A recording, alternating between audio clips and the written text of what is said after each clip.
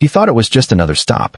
But the woman behind the wheel wasn't just any motorist. She was one of the highest-ranking judges in the state. And she wasn't about to be intimidated. Traffic was light along Highway 214 that evening. Only the rare vehicle heading home, headlights cutting through the warm twilight. It was about 8:20 p.m. in Glendale, Maryland.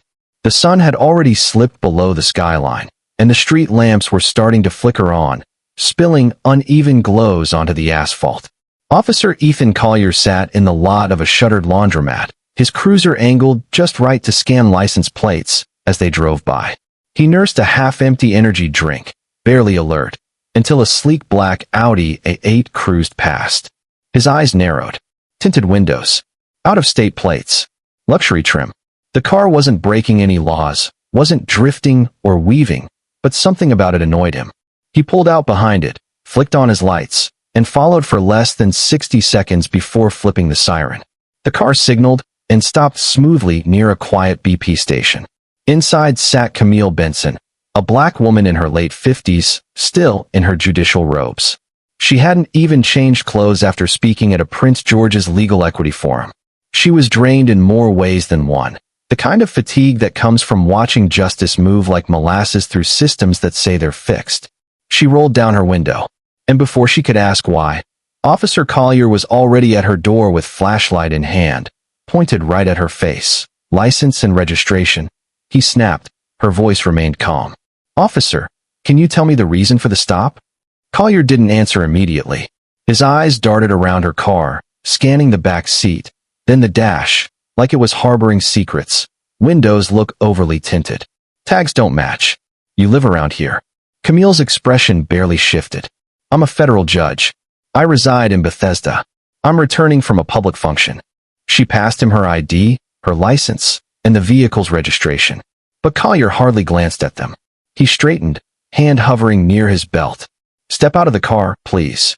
Her brows lifted slightly. And on what basis? Obstruction, he said, almost too fast. You're resisting. She didn't yell, didn't flinch. She tapped record on her phone and gently placed it on the dash. I'm complying with your instructions.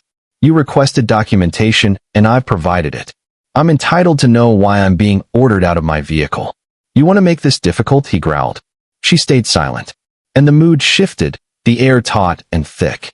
A few cars passed. Someone honked. The station's flickering lights buzzed above them.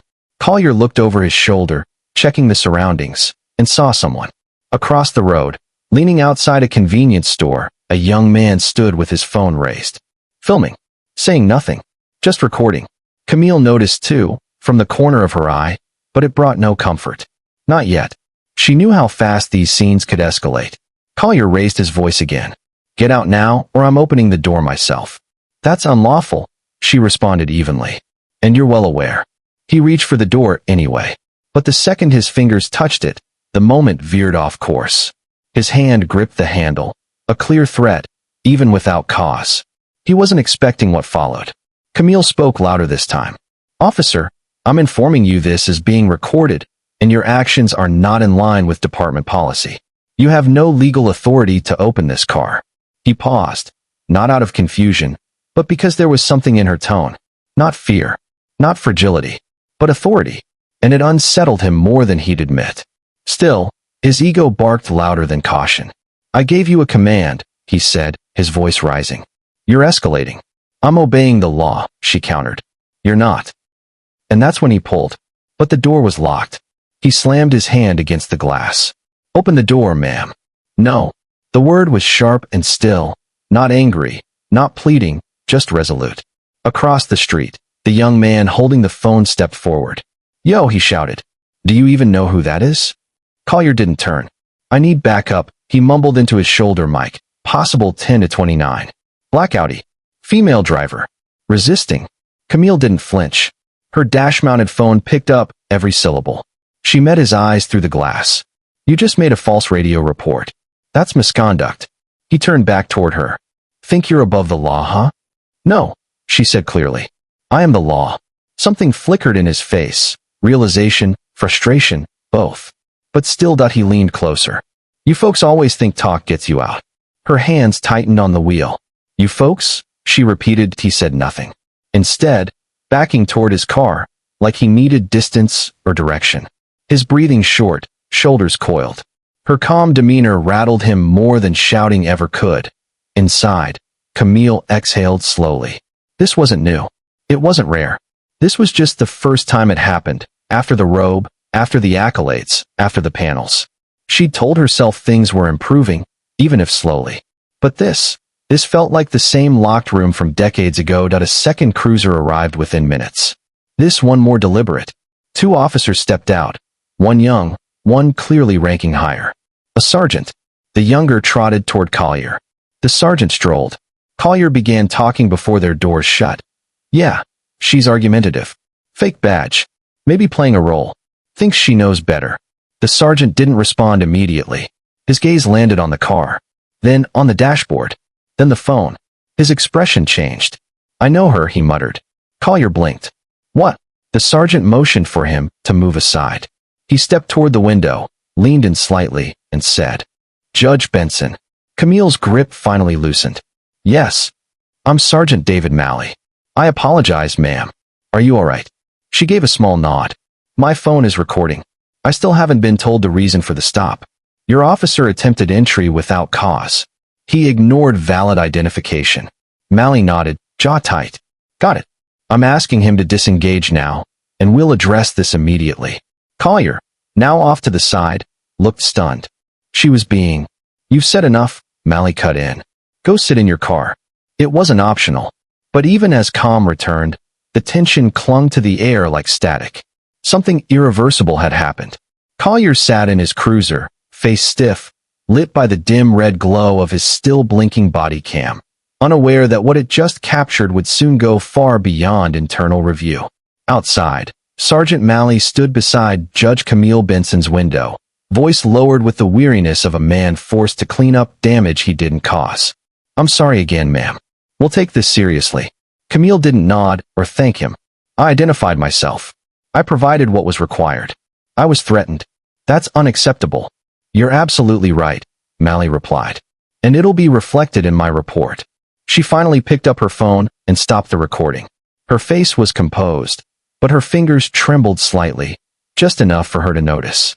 Malley noticed too, but said nothing. Would you like to file a complaint tonight or tomorrow morning? I'll handle it through official channels, she said. You'll be hearing from my office. He stepped back, giving her the option to leave. She didn't. Not immediately. Can I ask something, Sergeant? Of course. Was his body cam on when he approached? Yes, ma'am. Good, she said, shifting her car into park again. Because now it's not up for debate. Malley turned toward the younger officer and gave a firm nod. That's it for tonight. Still in his cruiser, Collier's face barely moved, not used to being overruled. Not like this. Camille finally exited her vehicle for the first time since the stop, each step deliberate, not from fear, but because every move had to stay on her terms. She didn't look at Collier, only at Malley. I expect contact from Internal Affairs tomorrow morning. Absolutely, Judge. And that body cam, make sure the footage doesn't vanish. Malley nodded. It won't. Not far away, the young man still held his phone up. Beside him stood an older woman in scrubs, arms crossed, face unreadable. Camille paused, glanced at them. You record everything? She asked the young man. He nodded. Every second. Keep it, she said, then got back in the Audi and drove away. Malley turned toward Collier's vehicle and opened the passenger door. Collier didn't respond right away. She was smug, arrogant. Malley didn't blink. She was within the law. Big difference these days. Collier muttered, watch it. Malley replied, that mix still hot. They walked toward the back of the lot, silence growing. Malley didn't speak again until they reached the far end of the station. You've been flagged twice this year, Ethan. For what? Diligence. For attitude. And policy violations. If you want to push people around, try private security. But in this uniform, you follow the law, not bend it. Collier's jaw set.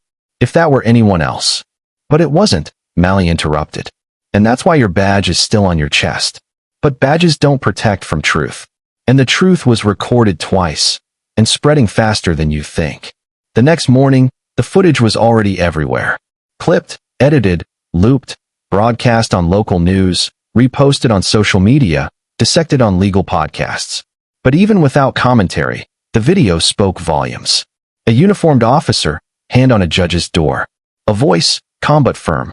A refusal to be erased in real time. CNN ran a lower third. Federal judge stopped in controversial traffic encounter. Fox News chose. Officer confronts uncooperative driver, later identified as federal judge. Same footage. Different stories. But Camille Benson still hadn't spoken. Her chambers remained closed. Her phone unanswered. Her car parked inside the garage, shielded from the flashes outside. Down the street, 2 news vans idled at the bottom of her driveway. Inside, Camille stood at the kitchen sink, still in her robe, not the judicial one. Just cotton, plain. The silence in the house pressed in, broken only by the soft buzz of her phone charging beside the coffee pot. She hadn't slept. The knock came around 9:45 a.m. Firm. Twice. Then silence. She opened the door, slowly. Standing there wasn't a reporter or a neighbor. It was Sergeant Malley. Not in uniform this time. Just jeans and a collared shirt. But his expression hadn't changed. "May I come in for a moment?" he asked. She stepped aside without a word. They sat across from each other at the dining table. Sunlight poured through the sheer curtains, painting long lines across the wood. "I won't stay long," he said. "Internal Affairs has already started their review. I've submitted my report." She nodded once. "And the body cam footage?" "Backed up. Multiple times. No edits. Chain of custody is tight." Camille looked down at her hands, folded, still. "He'll say he felt threatened." "I'm sure," Malley said quietly. "But the footage doesn't show threat. It shows restraint, on your part." A pause. Then Camille asked, "What happens now?" "He's been placed on administrative leave." Standard. But there's pressure coming from above. And pressure pushing back. She smiled faintly. Not amused. Not surprised. "Of course there is." "Ma'am," he hesitated. "If you choose to speak publicly, it might help. A lot of people are waiting to hear your voice." She stood and walked to the window, pulling the curtain back slightly.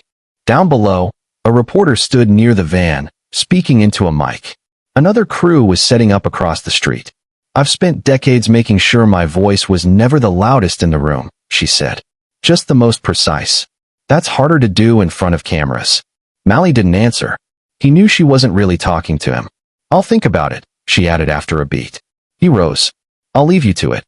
As he reached the door, she spoke again, not looking back. "Thank you for how you handled it." He paused, then nodded. "It shouldn't have needed handling." Then he was gone. Outside, the cameras didn't catch him. He took a side path, disappeared down the block. Back inside, Camille stood at the window, watching. The robe on her shoulders suddenly felt heavier. But her spine was still straight.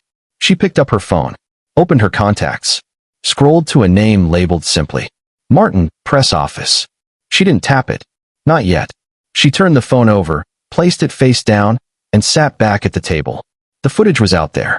The truth was already moving. But her words, when she chose them, would be deliberate and final. This story moved you. Don't stay silent. Drop a comment with your thoughts. And subscribe for more true stories where justice speaks, even when the system won't.